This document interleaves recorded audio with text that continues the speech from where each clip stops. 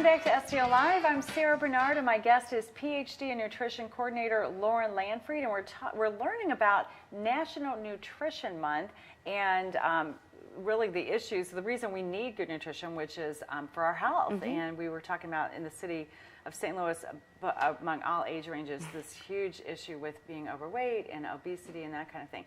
So, what are some things that people can do? You know, I think it's overwhelming. How do I lose weight you know, if I have dozens of pounds that need to come off, or how do I even start working out when I'm intimidated by that process? Do you have some easy tips for all ages? Well, definitely increasing fruits and vegetables is an awesome way to start. Increasing whole grains, replacing refined grains with whole grains, because fruits and vegetables and whole grains are going to provide a lot of different nutrients, a lot of vitamins and minerals, but also fiber. And that fiber is going to make you feel full longer. And so that's going to be a great way to just start, you know, incorporating good, healthy, nutritious foods and, you know, not over consuming. So in talking in terms of like real foods, so when you say the grains versus the refined, talk about what does that mean in someone's kitchen?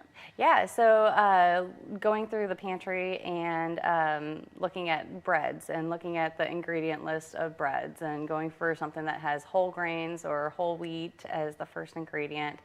And pastas, looking at whole wheat pastas, and even popcorn. Popcorn actually is a whole grain, so as a nice healthy snack alternative. Not the ones with the tons of butter, but yeah, right. So popcorn's a good thing. Yeah, and get rid of the flour is the first ingredient as opposed to it'll say refined or enriched flour, bleached flour as the first ingredient. And so just looking at labels and starting there. And then if the label ingredient list is too daunting, looking at the fiber list. If it has a good significant amount of fiber, so a couple grams or more, then that should be a good source of fiber. And then, you know, just making small changes and not doing huge, monumental steps. That's one thing that gets people burnt out at the very beginning of, you know, just making New Year's resolutions, taking these gigantic leaps and into the gym and making big changes. And when we make huge changes without the forethought of what we're going to do next, it becomes a little overwhelming. And so having nice small changes to allow us to allow sustainability of the changes and be successful. Yeah, and I think finding an accountability partner, finding a friend or someone at the office. I know this has worked well for a group of at my office of having kind of a challenge to either exercise or to not eat as much. Some people are not eating after 8 o'clock at night. Yeah. There's been a lot of success just going that route. With a very simple change that's not overwhelming.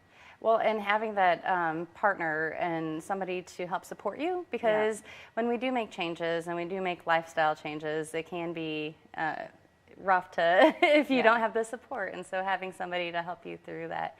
And just tying it back into National Nutrition Month, the Academy of Nutrition and Dietetics does have a lot of good information on the website, and I believe that is one of the links that we have provided for you. But then also letsmovestlouis.com, that also is a link that we in Nutrition Services within the Health Department oversee, and we have lots of different good tips within our lifestyle blog posts. We have recipes that encourage whole family participation, and so and we also help to coordinate another program, Small Changes for Health, where it's a weekly program where people can make small changes for overall big health changes. Good, very good. Well, thank you so much, Lauren, for coming in and sharing these tips with us. The City of St. Louis Department of Health celebrates Nutrition Month, which focuses on helping people to make correct food choices, as well as developing good eating and exercising habits. For more information, visit stlouis-mo.gov and also letsmovestlouis.com. There's more STL Live after this, so please stay with us.